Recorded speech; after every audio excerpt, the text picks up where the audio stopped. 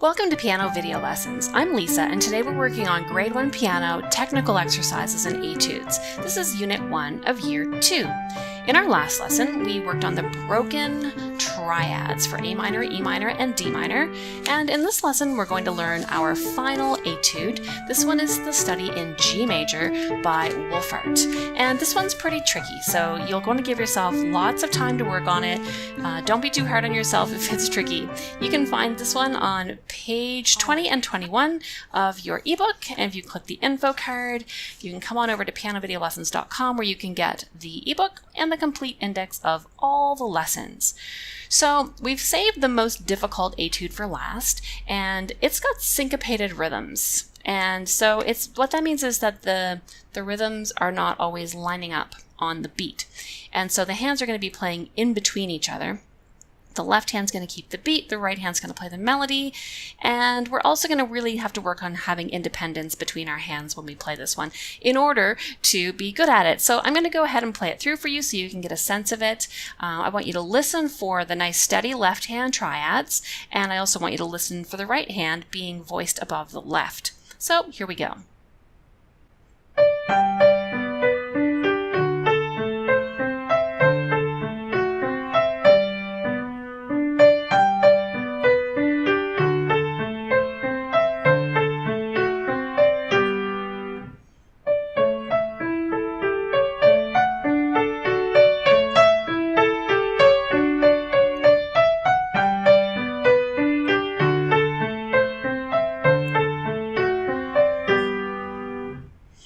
All right, so that's how it sounds, and now let's just have a quick look through the piece to see the various details. First of all, it's in 3/4 time, so we'll count to 3, and in this particular piece, it's going to be important to count the half beats. So 3/4 time means we're counting 3 quarter notes in every measure. So 1, 2, 3, but we're going to throw an and in between these because the right hand is going to be falling in between these beats.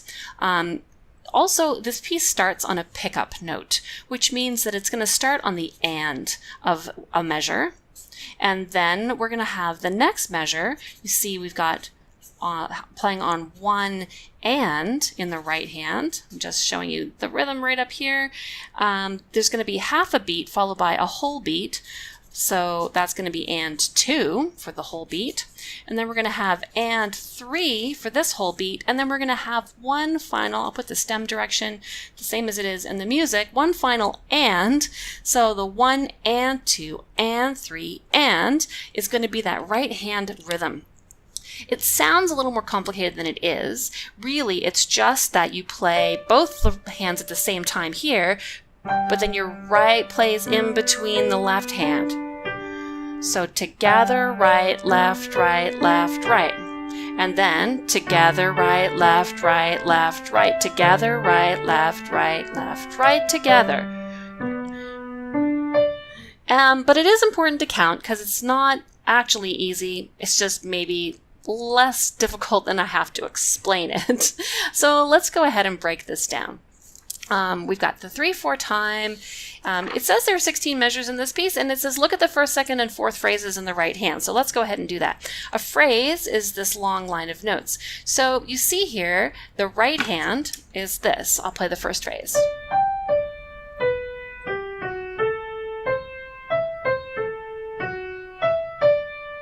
And then I'll play the second phrase of notes.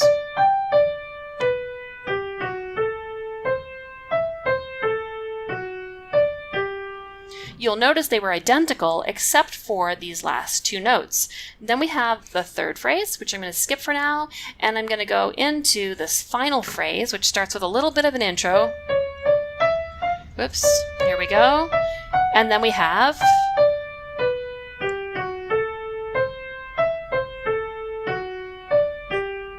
which ends identically to this one. So it starts right here on this little pickup as the same thing we were playing before, but we just have a little introduction, which goes 3, 2, 1, and then I use a 3/4 in there, playing in this last line.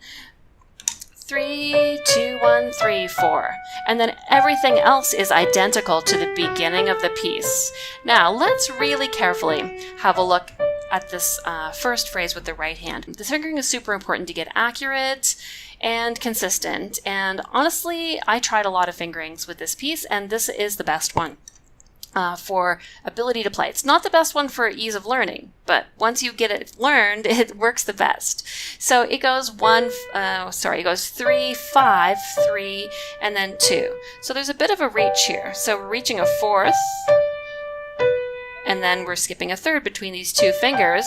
That lets us get all the way down here. So if you look at this, you'll see that this is just some notes from the G major triad. So D up fourth, D down a third, and then now we're going to put our 2 on this F sharp just this time so that we can sort of push our thumb over 1.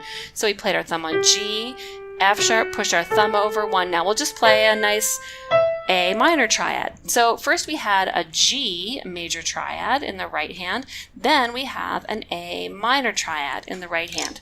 So we started G major, and then we push off this F sharp to play a broken A minor, and then we're going to come down here. So we're playing something here from a D triad. We're getting an extra C in there. This is a D7. So if you haven't played Unit 7 of piano video lessons, you may not know about extended chords, but this is a type of triad with an extra note. So it's called a 7th chord. And we're going to have D, F sharp, A, and then C. And the type of chord that this is a D7 chord. And it's got a 3rd, a 5th, and a 7th above the D. That's a 7th right there, that distance. So that's why it's called a D7. And that's what we're playing from after this A minor. And then, but this time we're going to move our thumb down to that F sharp, which we don't do very often, but it's good to get in the habit of being able to do when it's purposeful. So here we came down the D7, and we finished on the note D, which is a nice way to end a phrase. In G major, we're ending on the note, which is the 5 of that chord. Okay, so let's go ahead and try just the left hand in this phrase. So we have a G chord, and then we're going to go down to a D7, play a D7 again, and then in to a G. And so if we put those together, we'll go super slowly. Together, right, left, reaching that right. Now, the right's going to come to F sharp at the same time that you're going to go down to D. Thumb goes up a bit in the right. Finish that A minor triad. Left stays the same. And now here we're going to open up to play skips. Down to F sharp with our thumb. And then moving back to the G major triad. And this next phrase is almost the same. So I'm at the end of line 1, now on line 2, crossing over to the 2 so I can push my thumb over for an A minor chord, and coming down to my thumb on F sharp for that D7, and then I'm going to finish on GB and G, which is part of your G major chord. So that's how the first section of this piece works. And now the next part, we're going to be moving into this part which uses a C sharp,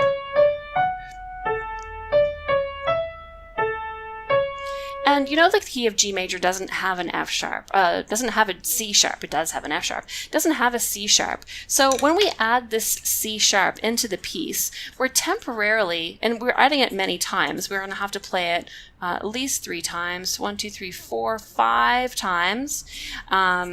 This is sort of taking us into a different key for a short time, and it's the key that uses F sharp, which we already had, and C sharp, and this is the key of D major. And, you know, just as a side note, D major is a related key to G major, and just as the D chord, we called this the D7, we said it was a good chord to move to because it's the 5 of G major. Well, the scale of G major is the scale that begins on the dominant note of the key of G. So you don't have to know that, but you might be interested to know it. So in this section, we're working now in D major, and that's a D major second inversion triad. And then we're got some more chords in here. And so you could practice this left hand alone, 5-2-1, 5-3-1, playing legato, connecting the notes, 5-2-1, and then 2-4 to finish that D F sharp. And we're ending the D major section right there, while the right hand is playing 3-2-4, and then 1 all the way down to A, and then 2-3-5 down to A, 3-2-4, A, 2, rest. So if our hand is in this position, we'll have all the notes that we need. We keep your thumb over that A.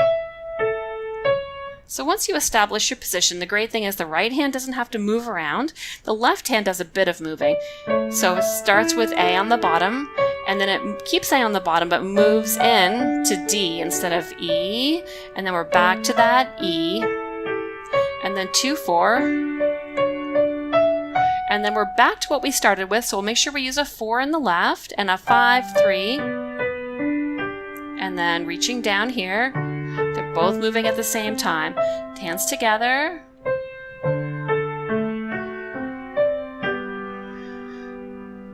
All right, so that is the study in G major by Wolfahrt. You want to break this down into sections. You want to practice the right hand alone and the left hand alone. You want to practice really slowly so that you can push this together and keep the hands coordinated. I wrote a few more things down here.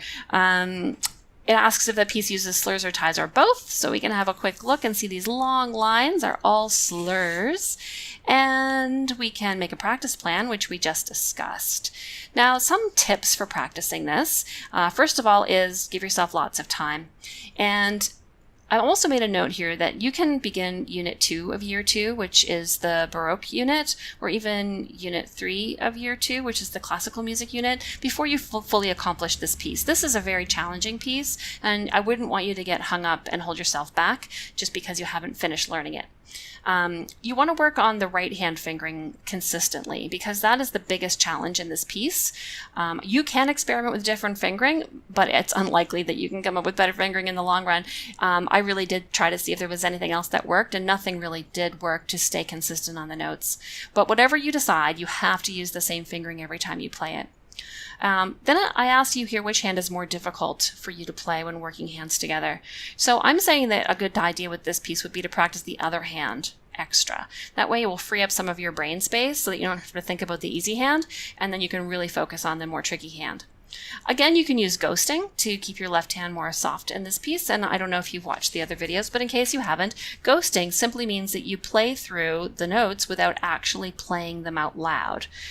So you play the right hand, left, right, left, right, left, right, left, right, left, right.